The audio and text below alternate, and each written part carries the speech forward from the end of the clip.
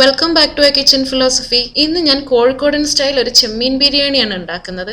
അപ്പം നമുക്ക് റെസിപ്പിയിലേക്ക് പോയാലോ. ചെമ്മീൻ ബിരിയാണി ഉണ്ടാക്കാൻ ആദ്യം നമുക്ക് ചെമ്മീൻ ഒന്ന് മാരിനേറ്റ് ചെയ്ത് വെക്കണം. അതിനായിട്ട് ഞാൻ ഇവിടെ ഒരു 400 ഗ്രാം ചെമ്മീൻ എടുത്തിട്ടുണ്ട്. ഇതൊരു മീഡിയം സൈസ് ചെമ്മീനാണ്. പിന്നെ പച്ചമുളക് ഞാൻ ലെമൺ ജ്യൂസും ചേർത്ത് ചതച്ച് വെച്ചിട്ടുള്ളതാണിത്. ഇതിൽ നമ്മൾ മുളക് പൊടി ചേർക്കുന്നില്ല. അപ്പോൾ പച്ചമുളകിലാണ് നമ്മളിത് മാരിനേറ്റ് ചെയ്തെടുക്കുന്നത്. 1 ടീസ്പൂൺ ജിഞ്ചർ പേസ്റ്റും 1 ടീസ്പൂൺ ഗാർലിക് പേസ്റ്റ്, 1/2 ടീസ്പൂൺ മഞ്ഞൾപ്പൊടി, 1/2 ടീസ്പൂൺ ഗരം മസാല, പാകത്തിന് ഉപ്പ്. ഇതെല്ലാം ചേർത്ത് നമുക്ക് ചെമ്മീൻ ഒന്ന് മാരിനേറ്റ് ചെയ്തെടുക്കാം. ഇപ്പോൾ ചെമ്മീൻ ഞാൻ മാരിനേറ്റ് ചെയ്തെടുത്തിട്ടുണ്ട്. ഇതൊരു മിനിമം അരമണിക്കൂറെങ്കിലും നമ്മൾ റെസ്റ്റ് ചെയ്യാൻ വെക്കണം.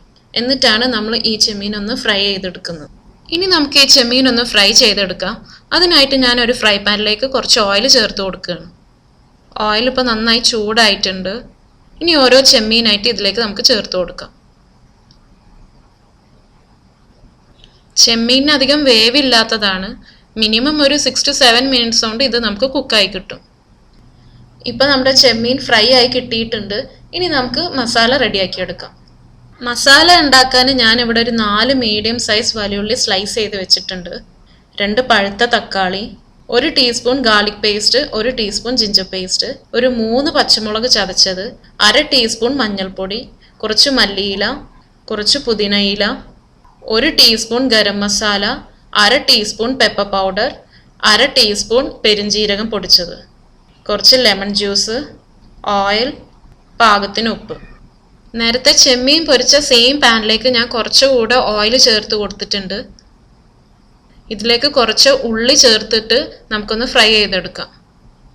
ഉള്ളി ഫ്രൈ ആയി വന്നിട്ടുണ്ട്. ഇനി ഇതൊന്ന് ഇതിൽ നിന്ന് എടുത്തു മാറ്റാം. സെയിം ഓയിൽ തന്നെ നമുക്കിനി മസാല വഴറ്റിയെടുക്കാം. എക്സ്ട്രാ ഓയിൽ ചേർക്കേണ്ട ആവശ്യമില്ല. ബാക്കിയുള്ള ഉള്ളി ഇനി ഇതിലേക്ക് ചേർത്ത് കൊടുക്കാം. കുറച്ച് ഉപ്പ് കൂടെ ചേർത്തൊന്ന് നമുക്ക് നന്നായിട്ടൊന്ന് വഴറ്റിയെടുക്കാം. ഇപ്പോൾ ഉള്ളി പാകത്തിന് വാടി കിട്ടിയിട്ടുണ്ട്. അടുത്തത് ഇതിലേക്ക് ജിഞ്ചർ ഗാർലിക് പേസ്റ്റാണ് നമ്മൾ ചേർത്ത് കൊടുക്കുന്നത്. ഇതും ചേർത്തൊന്ന് നമുക്ക് ഇതിൻ്റെ റോ സ്മെല്ല് മാറുന്നത് വരെ ഒന്ന് കുക്ക് ചെയ്തെടുക്കാം. പച്ചമുളക് ചതച്ചത് ചേർത്ത് കൊടുക്കാം. കുറച്ച് ചേർത്ത് കൊടുത്താൽ മതി, കാരണം നമ്മൾ ചെമ്മീന് മാരിനേറ്റ് ചെയ്തത് പച്ചമുളക് ചേർത്തിട്ടാണ്. അപ്പോൾ അതിൽ തന്നെ നന്നായിട്ട് എരിവ് ഉണ്ടാവും. അപ്പോൾ മസാല ഉണ്ടാക്കുമ്പോൾ കുറച്ച് മതി പച്ചമുളക് ചേർത്ത് കൊടുക്കുന്നത്. ഇനി തക്കാളിയാണ് ചേർത്ത് കൊടുക്കേണ്ടത്. അതും ചേർത്തൊന്ന് നന്നായിട്ടൊന്ന് നമുക്ക് വഴറ്റിയെടുക്കാം.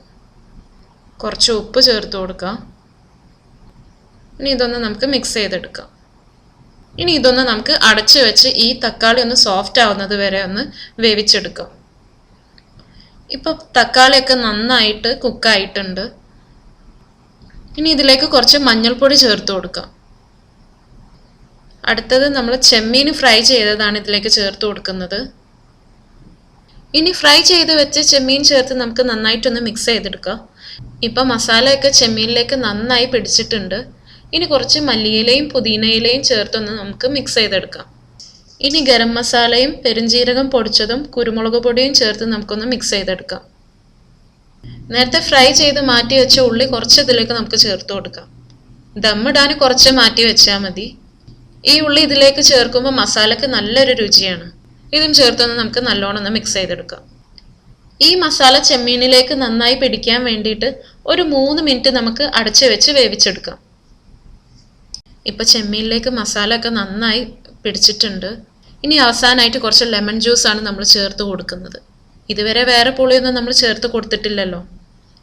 ലെമൺ ജ്യൂസ് ചേർത്ത് കൊടുത്താൽ പിന്നെ നമുക്ക് കുക്ക് ചെയ്യേണ്ട ആവശ്യമൊന്നുമില്ല. നമുക്ക് സ്റ്റവ് ഓഫ് ചെയ്യാവുന്നതാണ്. ഇപ്പം നമ്മുടെ ചെമ്മീൻ ബിരിയാണിയുടെ ചെമ്മീൻ മസാല റെഡി ആയിട്ടുണ്ട്. ഇനി ചോറുണ്ടാക്കാൻ എന്തൊക്കെ സാധനങ്ങളാണ് വേണ്ടത് നമുക്ക് നോക്കാം. ഞാനിവിടെ ജീരകശാല, അതായത് കൈമ അരിയാണ് എടുത്തിട്ടുള്ളത്. ഒരു 1.5 കപ്പ് അരി ഞാനിവിടെ എടുത്തിട്ടുണ്ട്.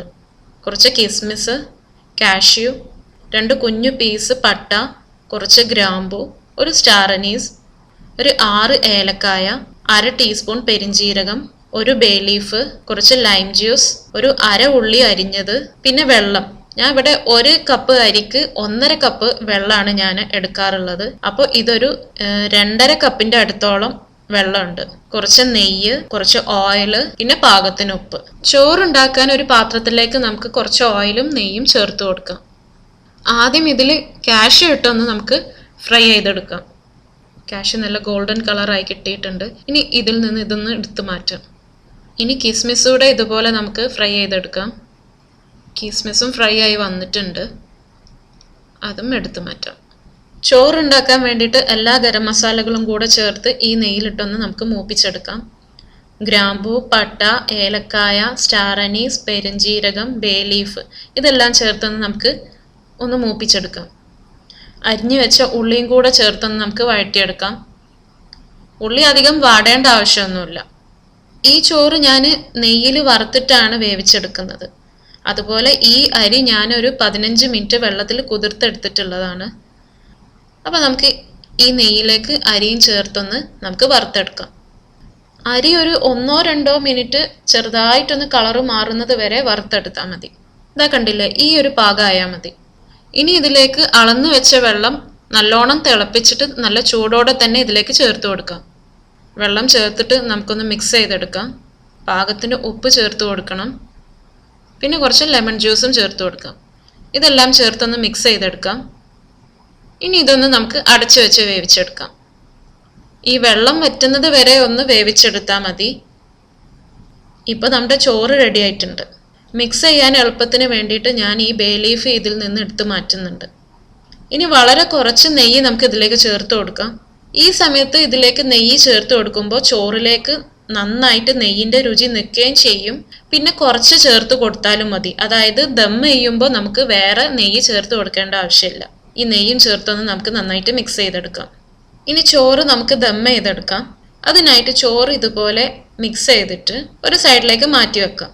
നേരത്തെ റെഡിയാക്കി വെച്ച ചെമ്മീൻ മസാലയുടെ ഒരു ഹാഫ് പോർഷൻ ഈ ഭാഗത്തേക്കൊന്ന് നമുക്ക് സ്പ്രെഡ് ചെയ്ത് കൊടുക്കാം. ഇനി ആ ഭാഗത്തേക്ക് ചോറൊന്ന് നമുക്ക് നിരത്തി കൊടുക്കാം. ഇനി അടുത്ത ഭാഗത്തും മസാല സ്പ്രെഡ് ചെയ്ത് കൊടുക്കാൻ വേണ്ടിയിട്ട് ആ ഭാഗത്തെ ചോറ് ഒന്ന് മാറ്റി വെക്കാം. ബാക്കി ഹാഫ് പോർഷൻ മസാലയും കൂടെ ഇതുപോലെ നമുക്ക് സ്പ്രെഡ് ചെയ്ത് കൊടുക്കാം. എന്നിട്ട് ചോറ് വീണ്ടും നമുക്ക് നീക്കി കൊടുക്കാം. ബിരിയാണിക്ക് നല്ലൊരു കളറ് കിട്ടാൻ വേണ്ടിയിട്ട് ഞാനിവിടെ കുറച്ച് മഞ്ഞൾപ്പൊടിയിലേക്ക് കുറച്ച് പാലും ചേർത്ത് മിക്സ് ചെയ്തെടുത്തിട്ടുള്ളതാണിത്. ഇത് നമുക്ക് ഈ ചോറിൻ്റെ മുകളിലേക്ക് സ്പ്രെഡ് ചെയ്ത് കൊടുക്കാം. ബാക്കിയുള്ള ഫ്രൈഡ് ഓണിയൻസും കൂടെ നമുക്ക് സ്പ്രെഡ് ചെയ്ത് കൊടുക്കാം. ഫ്രൈ ചെയ്ത് വെച്ച കാഷ്യൂവും കിസ്മിസും കൂടെ ചേർത്ത് കൊടുക്കാം. അവസാനം കുറച്ച് മല്ലിയില ചേർത്ത് കൊടുക്കാം. ഇനി ഇത് അടച്ചു വെച്ചിട്ട് ഫ്ലെയിം നല്ല സിമ്മാക്കിയിട്ട് ഒരു 15 മിനിറ്റ് നമുക്ക് ദം ചെയ്തെടുക്കാം.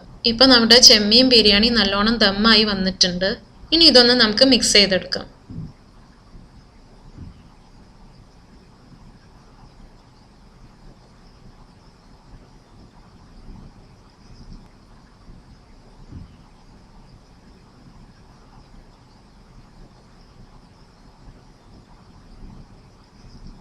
ഇപ്പോൾ ചോറിലെ വെള്ളമൊക്കെ കംപ്ലീറ്റ് വറ്റി കിട്ടിയിട്ടുണ്ട്.